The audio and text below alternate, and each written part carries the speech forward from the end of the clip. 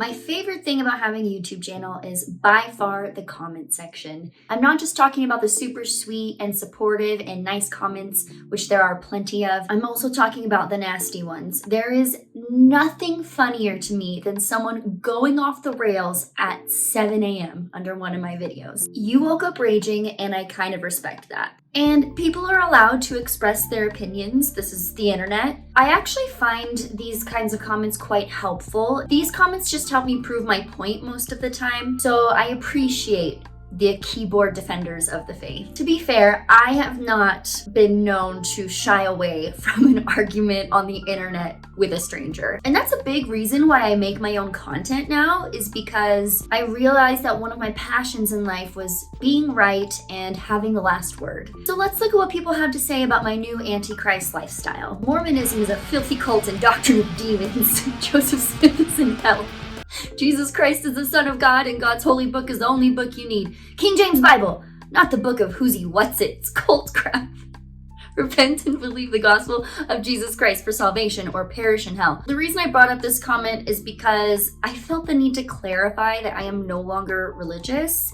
I do not identify as Christian. I have a ton of people in the comments being like, good job for leaving Mormonism and finding Jesus. And it's like, one of those things is true. This comment made me laugh, so I went ahead and approved because it was flagged as potentially inappropriate. -1 for telling people they're going to hell, but plus 1,000 for calling it the book of who's he, what's it. This next one is a comment that I found under one of my YouTube shorts, which is just a TikTok I re-uploaded to YouTube. It's about a person finding out that her friend's husband has been cheating on her. So she tries to show her friend the evidence, and her friend refuses to listen or even look at what she has to say. It was a metaphor comparing Mormons or anyone that's stuck in a high demand religion or cult that refuses to look at any evidence that might make them question their beliefs. This one's really long. Jacob says, exposing poor human behavior versus exposing people's beliefs and truth claims are not the same thing as poorly displayed in the skit. Seeing a cheating husband firsthand in the mall and being weird by taking pictures as proof only shows that you are probably stalking her husband in the first place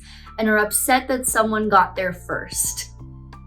First of all, if I am friends with someone and I see their man with another woman and they are rubbing up on each other and they are in public, I'm running up on them like paparazzi, okay? I'm taking photos, videos, because I'm a good friend. If you know that your friend is being cheated on and you don't tell them, you are definitely the weirdo in that situation. Second, ex-Mormons are not the experts of investigation as they think they are. They don't have more evidence than any faithful Mormon who, BTW, have thoroughly looked at everything and don't agree. Ex-Mormons purposefully select any biased information that will get anyone to doubt their faith and use it without any context. These people still don't know if God exists, and they just want people to not care. Saying that I just want people to not care about God, when have I ever said that? I don't have a problem with people being religious or practicing religion. If those beliefs start to harm people, then I have a problem with it. Under that same video, John says, great example of false equivalency. The Church of Jesus Christ of Latter-day Saints teaches good and wholesome principles that the country and the world need right now. By their fruits ye shall know them. The SA cover-ups, committing fraud, the high rates of people unaliving themselves. Those fruits, John? I'm just wondering why you like fruits that taste like shit. I am so confused. This is S9 dumb. This has nothing to do with Morgan people. Just to be clear, this channel supports and sustains all Morgans. The reply says, agreed, and I'm a member of the Church of Jesus Christ, so still trying to figure it out. I think she just hates men, IDK. I do hate men, but that's not what we're talking about here. It's a separate issue. It's a metaphor. Mormons love metaphors, and I tried to make it fun for you guys. Mercury comes in clutch here defending me. Thank you so much for anyone that tries to reason with these people in the comments. You certainly do not have to do that, but I appreciate it. It absolutely amazes and shows all your hypocrisy when someone like you will bash Western religions. It won't hear a peep out of you when it comes to Islam. Why is that? Yes, thank you for saying this. I'm sick of these barely literate, low IQ lefties constantly crapping on Christianity when they wouldn't dare say some shit like that about Muslims. Truth is, they don't know shit about any religions. Hypocrites to their absolute core. I was not raised Muslim, you dingus. I was raised Mormon. So I am raising awareness about the harm that the Mormon religion causes. You don't go to a breast cancer awareness event and tell them they are hypocritical for not talking about prostate cancer. Guess what? I took 2 seconds to search ex-Muslims on YouTube, and I came across a billion videos of exactly that. People who left the Islamic faith. It's almost like you don't know shit about any other religions and simply hate that people talk badly about yours. What? We can eat apples as members of the Church of Jesus Christ of Latter-day Saints? She's talking about sex. I guess I don't understand how apples translate to that. This was under a short of a Mormon teacher telling her class they can only eat apples after they're married, which is a metaphor for sex. And I was not literally saying that LDS people can't have apples. Am I gonna do this for every video? It's a metaphor. Yibu says, why do you need evidence to know the church is not true or to know God isn't real? Why must you push so hard to prove it all wrong? If you don't want to believe and you'd rather live with a different belief system, just go do that. Why try to take anyone with you? The hypocrisy is just outlandish. You want to be free, but can't live freely without railing on the church. You want to show how good you are by making others look bad? What is the point of it? Go away and forget it. Be abuse. If you are correct and right and better than those you leave behind, then you have nothing to fear. No regrets and no worries in your new profound life. Perfect life that is devoid of all the stuff you used to believe. Leave the rest of them alone to find their own way. This person obviously did not watch any other videos other than this skit.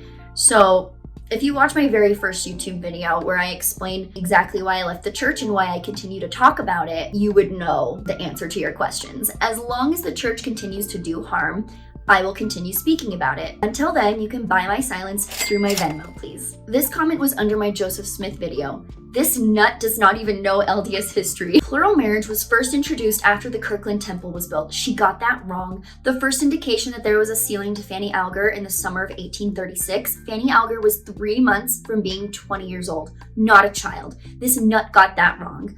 Fanny Alger's parents approved because the purpose of the sealing was to seal Joseph Smith's family to the Alger family. This nut got that wrong. Fanny Alger, when asked about the sealing, said it was no one's business, but nothing happened then that other prophets didn't do. Thus, she agreed with whatever occurred between her and Joseph Smith. This nut twisted history. Fanny joined the church of her non-LDS, but never canceled her sealing to Joseph Smith. This nut is deceiving her listeners. Call me nut one more time. You are wrong. According to the church, you are wrong. 1831, making her a teenager. Fanny never said anything other than what happened was nobody else's business. That is not her condemning or condoning what happened. She never canceled the sealing because there was no sealing. It was an affair according to several witnesses, including Oliver Cowdery. So suck on that nut. So now we're gonna get into some more intense comments under my first video of how the church covered up my abuse. And I knew there would be backlash and disagreements, but I still am shocked when people type these things out and it hit enter so confidently. I have a couple dozen comments on that video of people who have zero compassion, zero Christ-like charity, tell me how wrong I am to leave God's one true church. And without saying it, I know all these people are active members or they would not feel so defensive. The church didn't do it, the people in the neck of your woods did it. The Mormon Church's current policy is to follow laws that prevent bishops from reporting abuse to authorities, resulting in victims continuing to be preyed upon by their abusers. Even after that huge case in Arizona, they still think they did nothing wrong. That is part of the church at its core. That is not a select few leaders. That is coming from the prophet himself. And forgiveness occurs when that person or organization in this case stops doing the thing that hurt you. They haven't stopped. They keep doing it and they are going to keep doing it. So like I said, I'll stop being bitter when it stops happening. If you want transparency, what exactly was your abuse you were claiming by the LDS church and who did it? Church position. The reply says she doesn't owe an explanation of her abuse to anyone but proper authorities, which don't include the perverted men who would demand those details to determine her worthiness. Amen, exactly. Jack says if she's going to make a video and accuse of sexual abuse and not give the slightest idea of what it was, it tells me she's an attention seeker making things up. There are a lot of narcissistic people like that. I got more than one comment like this telling me that I was not detailed enough, so it must not have happened. Like the response to what you said, I don't owe you shit. I don't owe you any other details other than what I gave you. What I've learned is that survivors of abuse cannot win. If they do not report the abuse immediately, people will say, oh, well, why didn't you report it back then? You're obviously making it up. And if they do report the abuse immediately, they still tell them they're making it up and that they're seeking attention. People just do do not believe women, and it's fine. Just say that. You're gross. The hotline is not set up to protect abusers. Wrong. It is to guide lay bishops who in most cases are not highly trained in the legalities of these various crimes to know how to proceed in contacting the authorities and reporting these crimes. The bishops are just regular guys trying to help the members of their ward to be better Christians. You make them out to be co-conspirators. This is terrible, unfair, and misguided. There are thousands of LDS bishops who freely give of their precious time to try to help those in need. They daily help the poor and homeless, comfort those in need of comfort, counsel those who are troubled. I have seen this for over 67 years. I know for a fact that they are the first told to report abuse to the authorities. Unfortunately, we live in a world of abuse, and your story is not unique. Some abused never are able to overcome what has happened to them. There have been some interesting studies that show that those who forgive live much happier and productive lives than those who live bitterly wallowing in their past abuse. I hope you can do the same. I bet you $1,000 this person either was or was married to a bishop. Tell me you don't know what the fuck you're talking about without telling me you don't know what the fuck you're talking about. I don't care if a bishop saved orphans from a burning house fire the day before. If a child comes up to him and tells him they are being abused by a person in the ward, and the bishop calls up the church and says, yo, what do I do? And they say, nothing. That is the definition of a co-conspirator. Do I think bishops are also being manipulated in this scenario? Yes. It's called choose the right, let the consequences follow. My bishops did not report my abuse, which not only came from my mouth, but the mouth of my abuser. And the church continues to tell bishops not to report it. If you want to call me bitterly wallowing for telling the truth, then fine. I'm a bitter old hag that wants the church to do the right thing. I hope you can stop defending child predators. Peace and blessings. I'm wondering whether a crime actually occurred. A few more details would be helpful. For example, a buttock touching case sometimes is hard to decide where the hip ends and the buttock begins. Why did you wait until 23 before asking to serve? Maybe they were worried that you were promiscuous or a sex abuse survivor who would get frisky with potential converts. Some of those SA girls go wild. You need to be on a list somewhere if you're not already. This is disgusting. So you saw really bad warts. No excuse for that. Leaving the church because of people is not a good way to go out. I bet every church out there has its cover up. You do have to expose it when it happens. This is the Lord's church, not President Nelson's or your bishop. Hope you can heal and come back home. Saying this also happens in other churches is such an embarrassing argument to make.